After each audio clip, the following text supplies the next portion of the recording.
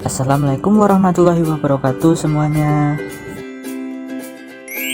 Kami dari kelompok 10 yang beranggotakan Ngainunnisa, Heldi Prasetya, Sinta Nur Ngainunnisa, dan Ahmad dalam mata kuliah Pendidikan Demokrasi dan HAM. Nah, apa sih yang akan kita bahas di sini? Yuk simak lebih lanjut. Ada 3 topik yang akan kita bahas di sini. Yang pertama, bagaimana demokrasi di Indonesia terpengaruh oleh demokrasi di dunia. Yang kedua, mengapa demokrasi di Indonesia berbeda bentuk pada setiap periode. Yang ketiga, apakah demokrasi saat ini yang ada di Indonesia telah sampai pada tujuannya.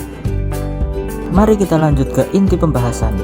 Yang pertama, apa iya demokrasi di Indonesia dipengaruhi oleh demokrasi di dunia? Jawabannya, iya. Yang pertama, lahirnya sistem demokrasi di Indonesia tak lepas dari demokrasi yang ada di benua Eropa. Yang kedua, adanya kontak langsung dengan kolonial Belanda yang juga menggunakan sistem pemerintahan ini. Ketiga, sistem demokrasi yang ada di dunia menganut sistem kesetaraan kedudukan manusia, sehingga banyak negara-negara di belahan dunia mulai mengidamkan sistem pemerintahan demokrasi. Dapat kita simpulkan, dengan adanya hal tersebut, tentu jelas sistem demokrasi yang ada di Indonesia telah terpengaruh oleh sistem demokrasi yang ada di dunia. Hanya saja ada beberapa sisi yang kemudian disesuaikan dengan kondisi dan latar belakang negara Indonesia sendiri. Kedua, kenapa ya demokrasi di Indonesia berbeda bentuk pada setiap periodenya? Nah, mari kita simak kembali sejarahnya.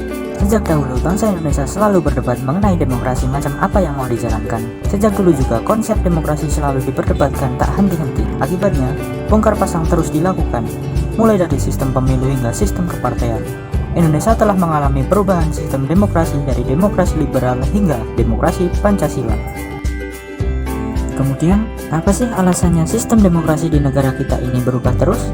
Pertama, perubahan sistem demokrasi di negara kita ini disebabkan oleh banyaknya faktor. Salah satunya adalah karena banyaknya kekurangan-kekurangan yang ada pada sistem demokrasi sebelumnya, sehingga bangsa Indonesia mencoba untuk memperbaiki kekurangan tersebut dengan beralih ke sistem demokrasi yang lain. Kedua, demokrasi yang diimpikan oleh rakyat seringkali tidak sama dengan istana demokrasi yang dipikirkan serta digagas oleh partai politik dan politisi. Nah, kita sampai ke topik terakhir. Apakah demokrasi saat ini yang ada di Indonesia telah sampai pada tujuannya? Jawabannya, belum tercapai. Nah, jadi begini. Demokrasi di Indonesia belum mencapai tujuannya karena pada implementasinya masih banyak terjadi upaya-upaya untuk membungkam demokrasi itu sendiri. Misalnya, pembatasan menyampaikan pendapat di muka umum, menyampaikan pendapat malah dikriminalisasi, dan masih banyak lagi lainnya. Sehingga bisa ditarik sebuah kesimpulan bahwa demokrasi kita saat ini sedang dikorupsi. Hanya segelintir orang yang benar-benar merasakan adanya demokrasi, oligarki, dan kapitalis misalnya. Padahal, sudah jelas bahwa tujuan demokrasi adalah untuk menciptakan kehidupan masyarakat yang sejahtera, adil, dan makmur dengan konsep yang mengedepankan keadilan, kejujuran, dan keterbukaan. Pada konsepnya, tujuan demokrasi dalam kehidupan bernegara juga meliputi kebebasan berpendapat dan kedaulatan rakyat.